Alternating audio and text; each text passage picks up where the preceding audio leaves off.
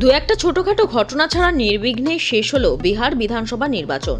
বিকেল 5টা পর্যন্ত ভোট পড়েছে 67.14%।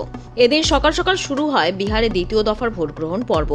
দ্বিতীয় দফা এদিন বিহারে মোট 122টি আসনে ভোট গ্রহণ চলে। তালিকায় রয়েছে পূর্ব এবং পশ্চিম চম্পারণ, সীতামারি, মধুবনী, কিষানগঞ্জের মতো নেপাল সীমান্তবর্তী বিধানসভা কেন্দ্রগুলি। দ্বিতীয় দফার নির্বাচনে মোট প্রার্থী রয়েছেন 1302 জন। ভোটারের সংখ্যা 3.5 কোটিরও বেশি।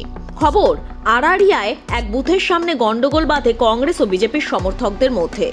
কংগ্রেসের অভিযোগ, বহু বিজেপি সমর্থককে নিয়ে আসা হয় কংগ্রেসের ভোটারদের মারধর করার জন্য, আর সেখান থেকেই গোলমালের সূত্রপাত। পাশাপাশি নওদাতেও এক বিজেপি প্রার্থী ও গ্রামবাসীদের মধ্যে সংঘর্ষের খবর উঠে এসেছে। অন্যদিকে আরওয়ালে ভোট গ্রহণ চলাকালীনই প্রিসাইডিং অফিসার অরবিন্দ কুমারের মৃত্যু হয় হৃদরোগে আক্রান্ত হয়ে। 14 নভেম্বর জানা যাবে কে বসবে বিহারের মসনাদে। 30 सालों में नहीं, आज़ादी के बाद बिहार में हुए चुनाव में ये सबसे ज़्यादा वोटिंग परसेंटेज है। ये दो बातों को दिखाता है। पहला कि जो बात हम लोग पिछले कई महीनों से, बल्कि मैं 1-2 साल से कह रहा हूँ कि बिहार में 60% से ज़्यादा जनता बदलाव चाहती है, और पिछले 25-30 साल से जो राजनीतिक विकल्प के अभाव में एक तरह से धीरे धीरे राजनीति को लेकर, चुनाव को लेकर उदासीनता बन गई थी, विकल्प नहीं था लोगों के पास। अब जनसुराज के आने से उनको एक नया विकल्प मिला है, और बढ़ा हुआ जो वोटिंग परसेंटेज है वो दो बातों को दिखाता है। एक कि लोगों को एक नए विकल्प को देखकर उत्साह रहा है और बड़े पैमाने पर वोटिंग हुई है, बदलाव के लिए वोटिंग हुई है।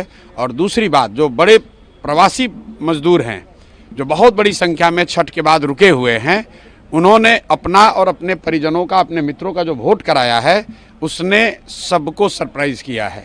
और जितने लोग ये बैठे हुए थे कि महिलाओं को 10,000 पैसा मिल गया और उसी से हम लोग जीत जाएंगे, इन चुनाव में महिलाएं तो हैं ही, लेकिन महिलाओं से बढ़कर प्रवासी मजदूर एक्स फैक्टर है। इस चुनाव का एक्स फैक्टर प्रवासी मजदूर हैं।